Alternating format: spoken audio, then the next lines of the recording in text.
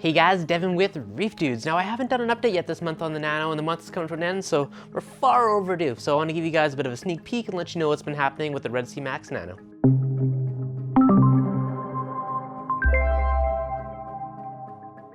The tank over itself is still looking gorgeous as always. However, there has been a couple little issues inside of the tank. Now, if we look inside, up top, I have 3 different of my smaller SPS frags that bit the dust. And unfortunately, I think I know why. I've been away a lot the last little while, and if you look at this, my Alkalinity line is leaking. Look at all that. If you look at how much is in there, it's been dosing out a ton more. Now, this probably is because it's spraying out, doesn't have the same pressure, so it's feeding more through it rather than going through that check valve. And so I'm gonna cut this hose and reconnect it, and hopefully that fixes the leak. So because I'm probably having a few elk swings in there, that's likely what made my couple little frags not so happy. So the other couple lines have been fine, but yeah, this one right here has been leaking. All the ones I connected with the RODI line, that stuff's been perfectly fine. It's just the one side of the flex hose. Now, I'm not 100% sure. It looks like it's coming from the bottom side, so probably just cut this and reattach it. I'm not sure if this is the hose that came with it or if it's some aftermarket stuff that I used, but either way, it's not a good enough of a seal there, obviously, so slight issue. The auto top off. This guy's been doing great. I love the fact that I can fill this thing and then not touch it for weeks. So you probably go about a month before it fills, or longer, who knows. I tend to just top it off for a couple weeks, but this thing definitely has been doing a great job. So I did do a little how-to video on how I made this, so if anyone wants to try building their own, you can always check that out. Also, same thing, I believe I posted this. A few people have asked me. If I haven't done so, I'll throw it on my Thingiverse or on ReefDudes.com, one of the two. That same one has a 3D printer, wants to make their own dosing rack holder. That's for the DIY Voss water bottles. I'll throw some end cards or some links below if anyone wants to know about those projects. Now for the inhabitants in the tank, the Flasher Wrasse, he's obviously the star of the tank. He's always out here showing off. Pipefish, same thing, that little guy, he's just cruising around. Look at him, not even camera shy, he's always right there photobombing the camera. Rainford Goby in the back, this guy has been pretty happy. Peaceful little guy, he just kind of pokes in and out. And the other newest addition, which I believe was in my last video, was my tail spot blenny wherever he's hiding. We'll find him in a sec. Torch coral, this thing's been growing like crazy. That guy's been doing very well in the tank. The blue stripe goby, blue stripe pipefish has been doing really well. Those 3 frags up top, they're right in the back, that guy, that guy, that guy. So those are the 3 that bit the dust, unfortunately. Now this one was that baby blue millipora. Now it's kind of like a purpley color with blue polyps. So it didn't die, it did change color, but it's still encrusting. So that's a good sign. Fathead dendro, that guy is really big and happy, doing well. Oh, there's that yellow ruby red dragonette. You can kind of see him hiding in the back. Pops in and out. I've also been adding a lot of pods to the tank. I dump some in every week or 2, and it's been keeping everything happy. There's a lot of pod eaters in this little tank, so. Acan wise, that one's very small right now. Earlier it was really big. Those guys are nice and big and open. Tool's growing, all the polyps are out. My NPS sadly was slowly fading. It got knocked over while I was away and buried in the sand, so that's mostly gone. I still have the bigger chunk of it, and my main tank is doing well, but that little guy didn't quite make it. As for the bubble algae, I did do that video last week showing kind of how I got rid of it. Now if you look in the tank, I can literally see like 2 or 3 little ones, and that whole rock used to be covered. So it's pretty much like 98% gone now, I'd say. So I'm hoping another week or 2 it'll be completely eradicated. Zoas have been super happy, the pink hippos are growing well, utter chaos are expanding. So the only kind of current issue with the tank, minus that dosing line I'm gonna fix later, would be I got some green hair algae on some parts of the rock. So it's only on the sides for some weird reason. So I got some on that side, and I got one little tuft of it right there. So it's not bad. It's kind of weird, kind of random where that is. Nothing in the front visible area, which is kind of funky. So to get rid of that, what I've done in the past is I'll use hydrogen peroxide or H2O2. Usually 1 mil per 10 gallons. So the 20-gallon tank, I'd use 2 mils of that, and I'd spot treat it, remove it that way. So probably after I finish this video, I'm going to do a water change on the tank. And I'm gonna manually pull out and remove what I can. And then as I'm doing that, I'll probably do about 2 mils in a syringe and just kind of spot treat it. And that should kill a lot of it at the source.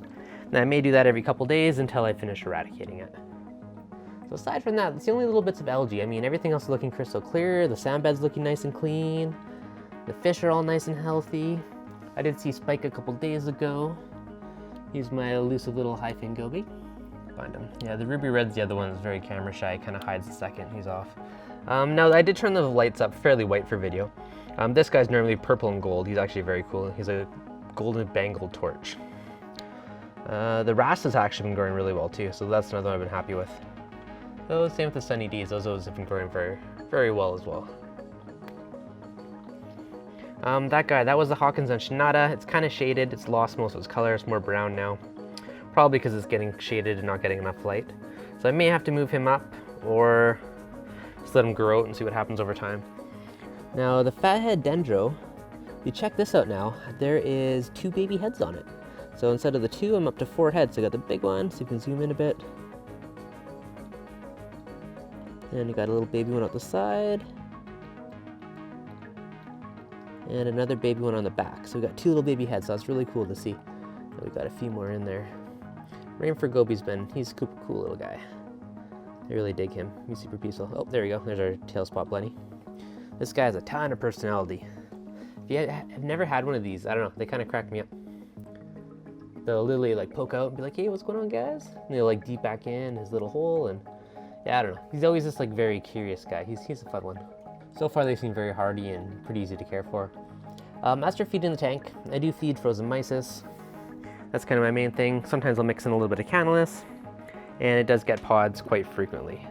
Now, a bunch of people were asking me if I could share my light schedule. So that's for the AI Prime HD.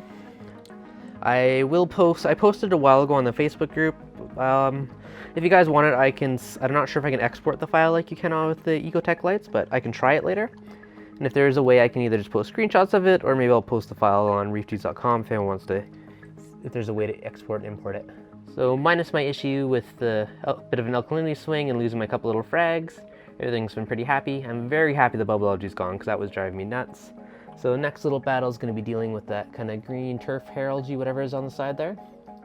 And hopefully my kind of strategy of just manual removal and do a bit of a mini spot treat will get rid of it.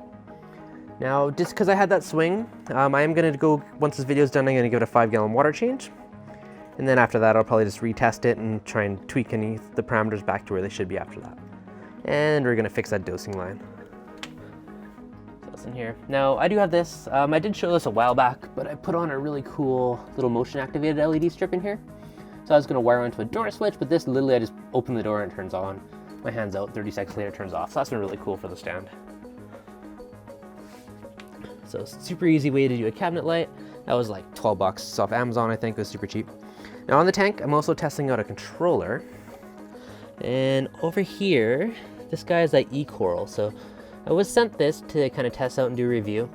So I had it on the big tank, my main tank, for about a week. And then I decided just kind of compare it and see how it was against the Apex. Now, it wasn't really a proper way to give it a review since I wasn't really running much off it, so I decided to move it. I'll put on the Red Sea Nano, just kind of hanging out on the side, but I hooked that up and I'm going to let that run for a couple weeks longer and kind of get a good feel for it.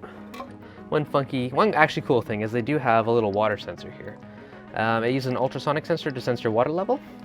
So I have that, and it actually tucks in almost perfectly with the height of the cover on the Red Sea, so it's kind of nice that it hides it.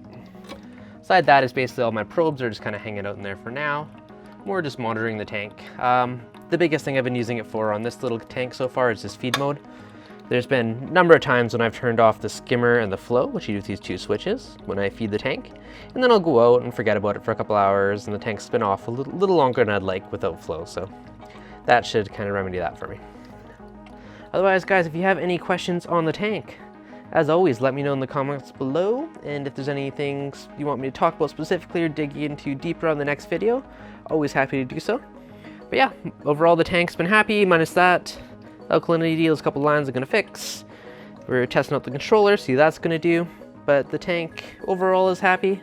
I'll have to find a couple little new frags to replace those up over in the big tank. There's usually the tangs make a couple accidental frags here and there, so I had to find a little green one in the sand bed earlier, so I'll probably add that one in.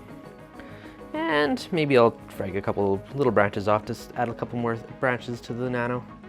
So hopefully you guys enjoyed this update. As always, if you guys enjoyed it, hit that like button.